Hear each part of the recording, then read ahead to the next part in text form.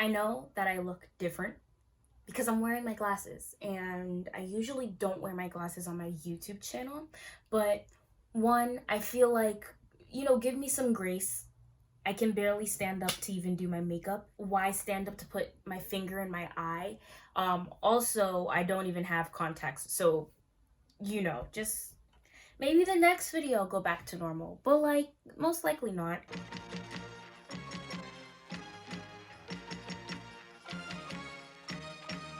Hi, I'm Polly, and Hey, hey, how y'all doing? it's been a while.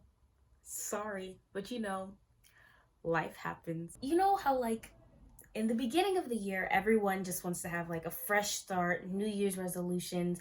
I'm okay with that. I'm not against having New Year's resolutions. 2020 was horrible to the last second. I found out literally hours before New Year's that my grandma passed away.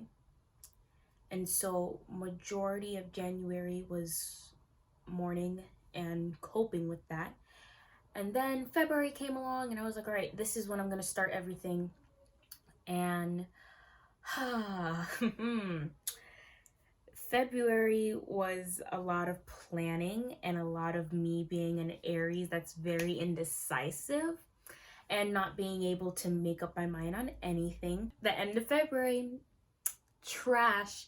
I'm not gonna tell you the whole story because honestly, the story of how this happened is not good. It's not cool. It makes me feel bad about myself. But all you have to know is that my body gave up on me. Oh, why do bad things happen to good people? I swear, I don't do anything to deserve this type of stuff. My knee just decided, to be in a whole nother realm. My right knee was just like, slide to the left, slide to the right. Yeah, my knee popped out and then popped back in, and I thought I could go back to work the next day, and so I did, and it just kept swelling. And then by the third day, it was literally twice the size of my other leg, and I was like, this is not okay. And then on the fourth day, I went to urgent care. I've been laying on my bed with my leg up for a week now. Hi, it's Editing Polly, and honestly, you should follow my Instagram because they're getting the live updates for all of this mess that's going on. I'm on my third week now, staying at home with my leg elevated, can barely walk. But the good news is that I finally got my orthopedic doctor appointment scheduled, and I'm going tomorrow, which will be the day that you guys are watching this. So today. Yeah, so just follow my Instagram if you want to have current updates, but I'll update you guys again in the next video. So yeah, enjoy. I will show you a clip of my leg right now. Like, it's literally raised, because if I were to sit here with my leg down like normal, it would double in size again. I have a brace on it. I'm not gonna show you guys my feet because y'all didn't pay for that, but here's my knee. It's not fun. Also, keep in mind that my house has stairs. I did not realize how inconvenient stairs were until this week, because every time I want to eat, I have to hop my way downstairs and then hop my way back upstairs. By the time I get back up, it's on fire. So those are my excuses. Now that the update is finished, let's get into what this video is about. We are going to be ranking aesthetics. This video was suggested to me by one of my previous students, actually. She was one of my dance students, and she commented on my last ranking video, which was my first ranking video for Thanksgiving. She told me I should rank aesthetics, and I said, Victoria, you asked, and you're receiving like 3 months later. Let's rank aesthetics. So for this video, I'm going to be ranking 11 different aesthetics, and most of them I got from a Cosmopolitan article titled 10 Types of Aesthetics If You Want to Switch Up Your Wardrobe's Vibes. Before I start ranking, here are the different categories that we have. The bottom category is leave the chat. Like, we don't want it. Just bye. Just bye. After leave the chat is weird flex, but okay. Not for me, but you do you. Above that is okay. Okay. Just okay. And then we have vibes, because you know, vibes. And the top tier is who I want to be, because it's who I want to be. Let's get started. Borrowing its looks from anime, e-girls typically have dyed hair, mostly concentrated to the front two pieces, like Dua Lipa, and hyper-stylized makeup that exaggerates their eyes and cheeks. Many even draw tiny hearts or freckles on their faces and pile on blush to give their cheeks an extra rosy hue, although there are also those who opt for no or minimal makeup. Hair clips, mesh clothing, choker necklaces, and silver jewelry are some key items to pull off the extremely online vibe. And while gaming culture is part of it, you don't necessarily have to be on World of Warcraft to partake. I've literally have never seen or heard of an e-girl talk about World of Warcraft, but okay. When I think of e-girl, the first thing that comes to mind is Billie Eilish. Duh. Which I don't know if that's proper. I feel like it is, which is probably why I made this one neon green. It's definitely not who I want to be, but it's okay. It's okay. This aesthetic is similar to Visco Girls, but fully leans into bright hair breadths and pastel colors. The outfits look ultra romantic and often include pinks and purples, pleated skirts, florals, sweater vests, and cardigans. Some iterations, however, also incorporate edgy, contrasting items like chunky boots, black baguette, it's baguette, right? Black baguette bags, or statement sunglasses. But it can still be soft because it's about the overall aura you're giving off.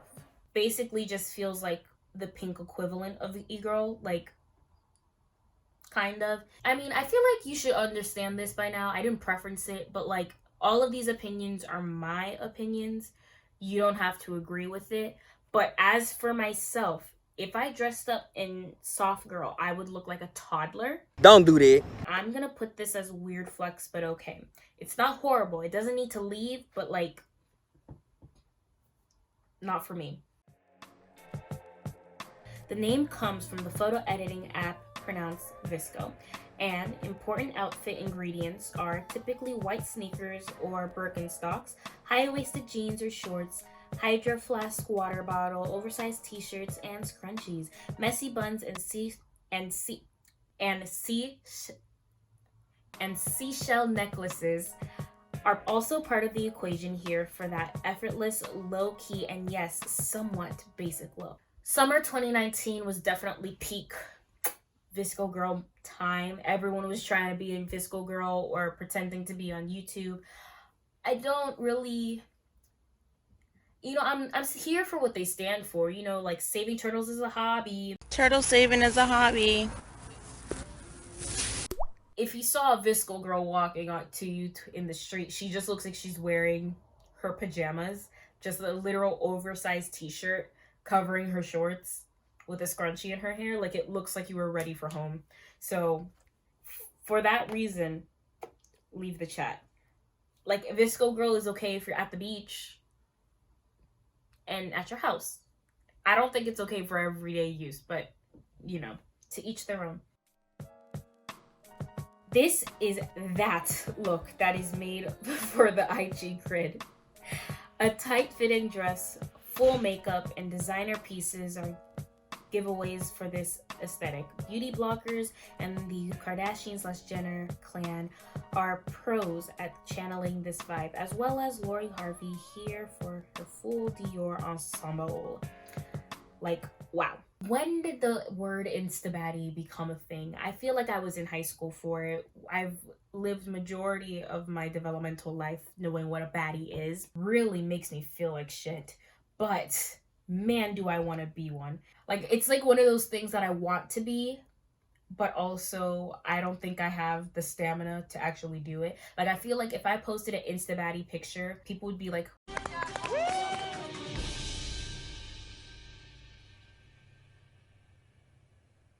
wait a damn minute. Wait a damn. this is not you, Polly. Like, don't even, why are you trying to be something you're not? Which I'd be like, yeah, you're right. I want to be, but I'm not currently. I don't think I have the confidence for that yet. But one day, maybe I will. Think back to the late 80s and early 90s when bands like Nirvana and Pearl Jam resigned and flannels were the fashion staple. Marc Jacobs also released a now iconic grunge collection for Perry Ellis in 1992 that was inspired by that music, never heard of that before. This music scene coming out of the Pacific Northwest. The fashion result of the aesthetic is loads of mesh, plaid, mixed prints, combat boots, and layered choker necklaces. A guitar or two in the background of a photo doesn't hurt either, like singer Bee Badoobie. Is that her name? Bee Badoobie? Okay. You know what? As time progressed, artist names have gotten wilder and wilder, and we just have to accept it. Surprisingly, I kind of like grunge. I like the angst. I definitely can't replicate it, but I feel like deep down in my soul, I could have been a grungy person. But is it a vibe or is it okay? Let's put this under a vibe. Actually, you know what? Controversy. I think I'll put this as okay and put egirl as a vibe. I think I might be more willing to dress up as an egirl than I would as grunge. But they're basically the same thing in my mind. So who knows? I think the only reason why I put egirl above grunge is because in my mind, egirl is Billie, and I would definitely wear what Billie Eilish wears. Tweed blazers, sweater vest, and anything that reminds you of prep school or a fancy and much too expensive East Coast university are staples for this aesthetic. The dark wording, though, simply means the tones of your outfit skew on the darker side and typically include browns and blacks. Dark academia basically feels like what I would wear if I went to Hogwarts. It makes sense. If you lived in the library, and not just like a regular up-to-date library, like an old wooden and like dark wood everywhere, and it has those lights with the green cover over it, and that's the vibe that dark academia gives me. I kind of like it. It basically kind of gives me like, I don't know, some of them can look very like schoolgirl type of vibes, but also some of them can look very like educated, scholarly woman, and those are the ones that I like. So I'm gonna put this one as vibes. The same about lighter colors. A very simple explanation. I know white, creams, and beiges are the tones you should wear to get this vibe. Why do we need to have dark and light academia? Just another way that the man is trying to segregate us. Open your third eye. Okay. It's literally the same thing, just with lighter colors. It could have just been one aesthetic called academia, but no, we need to separate. I see them as equal, so we're putting them both as vibes. This movement originated on Tumblr with the Black and LGBTQ plus community expressing themselves through art and collages. While the term hoe can be controversial, the gender-fluid co-creator of the aesthetic Mars explained to The Guardian, art hoe or art hoe, you know, different spelling, same pronunciation, is a term used by me and my co-founder Jam to empower and uplift participants of color in this movement. It's normally a derogatory way to refer to women, especially Black women, as being promiscuous within the male gaze. Using the term in an arbitrary way diminishes its harmful origin in light of something better. The color yellow is often affiliated with this aesthetic as it is a vintage looking outfit that channels nature or art. I don't even need to, I don't have to think about it, just I want to be this. It's just like they look so cool. Like they look cool, but like effortlessly cool. Like they woke up out of bed and put their outfits together without thinking about it at all, and it just looks so cool. But I feel like if I tried to do art hoe aesthetic, I would look like I put 10 hours into the outfit, because I probably did. This aesthetic you have to be. You know what I mean? Like, you don't just wake up one day and think to yourself, I'm gonna try putting this purple pants with this orange vest. Like, you just don't do that. You have to have it in here. I don't have it yet. Can I just be like a instabati art hoe? Ooh, yes. Speak it into existence. Speak it. I love this aesthetic. As the cut words it, this aesthetic is letting go of the need to look distinctive. Your outfit is usually simple and consists of basics. It's usually not trend-driven or loud, but is defined by normal-looking clothes. Jerry Seinfeld is typically given as an example of the normcore aesthetic. If that reference helps visualize it more, the more plain your fit is, the better. Legitimately, never heard of before until I read this article. Why is this an aesthetic? Why do we need to label this as an aesthetic? Because when I look at normcore, it looks like just basic fashion. I feel like aesthetic should be labeling something unique, but normcore isn't at all. It's not bad. Like, they're classic pieces that honestly everyone should own, but like calling it an aesthetic, like that's just wearing average clothes. It doesn't need to leave the chat, but weird flex, but okay. Like, who's walking around saying like, I have a normcore aesthetic? Normcore? Normcore? It doesn't even sound hard. According to Wikipedia, streetwear is a style of clothing which became global in the 1990s. It grew from New York hip-hop fashion and eventually California's surf skate culture to encompass elements of sportswear, punk, and Japanese street fashion. Eventually, haute couture became an influence. It commonly centers on casual, comfortable pieces such as jeans, t-shirts, baseball caps, and sneakers. This one wasn't a part of Cosmopolitan's article, but it should have been. So that's why I added it to this list. And for research, I went to Wikipedia, because that's a very reliable source. If I genuinely had to pick an aesthetic to wear every single day, it would be streetwear. It goes back to like the same thing with art hoe. It looks effortlessly cool, but it's also comfortable. Being able to pair an oversized shirt and baggy sweatpants and make it look like style and not lazy is a skill in itself. So street style, I definitely love this. This is going what I want to be. I feel like the only thing that I need to do in order to get streetwear is just to like wear it more. We're still in a pandemic, so basically the only places that I would go is to work and to the grocery store. And if I went to the grocery store, it'd be after work, and I can't wear streetwear to my job. So that's the only thing that's stopping me. It's literally occupation. Cottagecore. We all know cottagecore, but do we know cottagecore? Imagine wearing a prairie dress or a breezy nightgown and living in a cute tiny cottage surrounded by a garden you tend to every day. Sounds like pure bliss, right? Not for me, but okay. The cottage and garden might be a stretch, but at least you can attain the illusion that you own both by wearing a floral or eyelet number reminiscent of the Little House on the Prairie. Oh, Little House on the Prairie.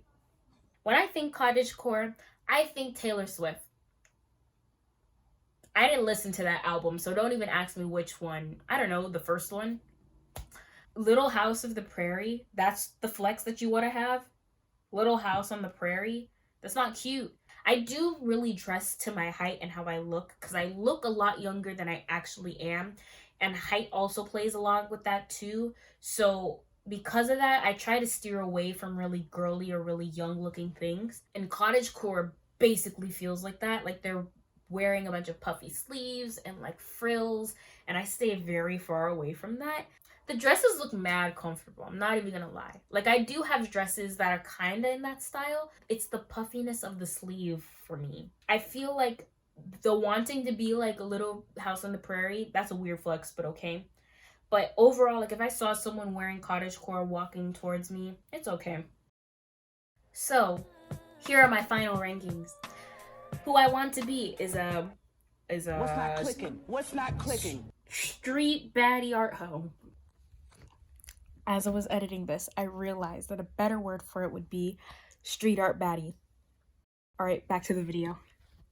That's a new aesthetic. For vibes is egirl, dark academia, and light academia because, you know, unity. For okay, I put grunge and cottagecore. Not horrible, be willing to dip my toe in, but not an everyday thing. Weird flex, but okay. Soft girl, normcore. Don't know why these are things, but okay.